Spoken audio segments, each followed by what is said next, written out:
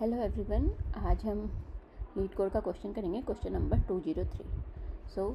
ये है remove link list element. तो बेसिकली इसमें हमें एक लिंक लिस्ट दी हुई है और एक वैल्यू दी हुई है, हमें उस वैल्यू को लिंक लिस्ट से रिमूव करना है। अगर हम यहाँ पे देखें एग्जांपल 1 में, तो हमें एक लिंक लिस्ट दी हुई है 1 2 6 3 4 5 6 और एक वैल्यू दी हुई है 6। तो हमें 6 को इसमें से रिमूव करना है। अब 6 1 टाइम भी आ सकता है, 2 टाइम भी आ सकता है लिस्ट में, 3 टाइम भी आ सकता है। जितनी बार भी होगा हमें हर बार उसको रिमूव करना है और लिस्ट को रिटर्न करना है। जैसे अगर इस लिस्ट में देखें तो इसमें 6 रिमूव करके बचे 1 2 3 4 5। तो हमने लिस्ट रिटर्न की 1 2 3 4 5। तो देखते हैं ये कैसे करते हैं। फॉर एग्जांपल हमारे पास एक लिस्ट है 1 2 3 4 1 4 5 1। तो इसमें हमारे फॉर एग्जांपल हमारे पास ये वाली लिस्ट है। फॉर एग्जांपल इसमें हमें जो 4 है उसको हमें रिमूव करना है। तो यहाँ पे 4 दो जगह पे है, तो हमें इन दोनों 4 को रिमूव करना होगा। तो हम क्या करेंगे, हम इस पर ट्रैवर्स करेंगे और चेक करेंगे कि वैल्यू 4 तो नहीं है। अगर वैल्यू 4 है तो हम उस नोड को रिमूव कर देंगे, अदरवाइज हम उस नोड को कंटिन्यू करेंगे।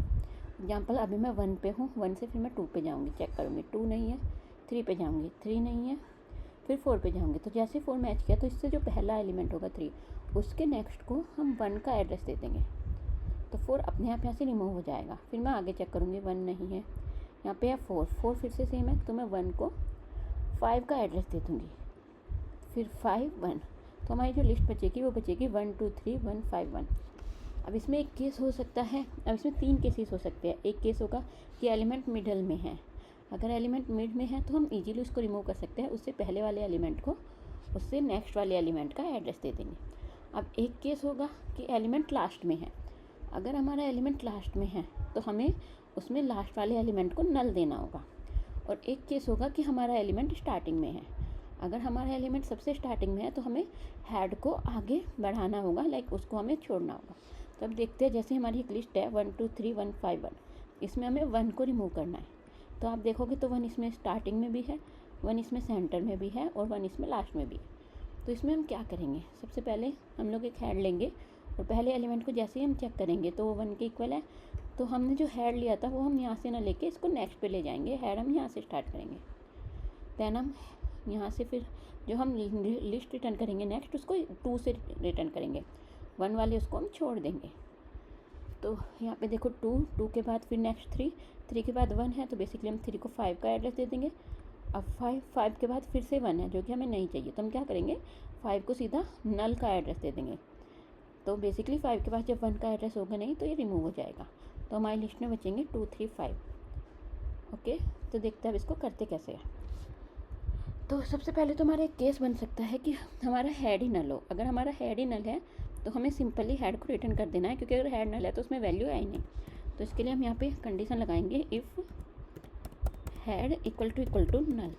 अगर हेड नल है तो यहीं के हम लोग रिटर्न कर देंगे हेड और हमारा गेम खत्म, हमारा प्रोग्राम ख़त्म।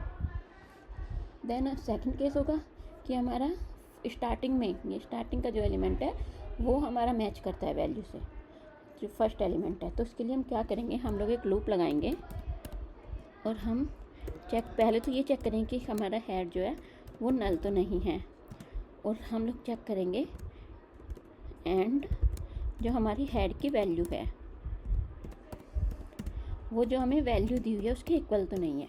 अगर ऐसा होगा तो हम हेड को उससे नेक्स्ट पे मूव कर देंगे। ये हम जब तक करते जाएंगे जब तक हमारी वैल्यू सेम है। तो इसीलिए हमने यहाँ पे इफ़ नहीं लगा के वाइल लगाया, क्योंकि ऐसा भी हो सकता है कि यहाँ पे हमारे स्टार्टिंग में 2 1 हो 3 1 हो, तो हमें वो सब रिमूव करने होंगे। अब इसके बाद हम क्या करेंगे, एक लिस्ट नोड ले लेंगे, लिस्ट नोड करंट, जिसको हम दे देंगे हेड, तो हम यहाँ पे चेक करेंगे नॉर्मल। पहले तो हम यही चेक करेंगे कि हमारा जो करंट है वो नल तो नहीं है, और उसके बाद हम चेक करेंगे कि हमारे करंट का नेक्स्ट तो नल नहीं है। अगर ये दोनों नल नहीं है तो ही हमारा ये लूप चले। इसमें हम चेक करेंगे कि जो हमारे करंट की नेक्स्ट की वैल्यू है वो हमारी वैल्यू के इक्वल तो नहीं है। यहाँ पे हमने करंट की वैल्यू नहीं चेक की, करंट के नेक्स्ट की वैल्यू चेक की।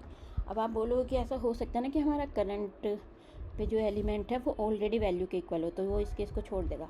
लेकिन आप देखोगे तो हमने इस वाइल लूप में वो ऑलरेडी मैनेज कर लिया। ये वाइल लूप से बाहर जब ही जाएगा अगर हमारा जो हेड है वो वैल्यू के इक्वल ना हो, तभी हम यहाँ पे पहुँचेंगे। तो करंट में जो हमने डाला है वो हेड डाला है, तो हमारा सिंपल से करंट की जो वैल्यू होगी वो कभी भी वैल्यू के इक्वल नहीं होगी। तो इसीलिए हमने यहाँ पे करंट डॉट नेक्स्ट की वैल्यू चेक कराई है।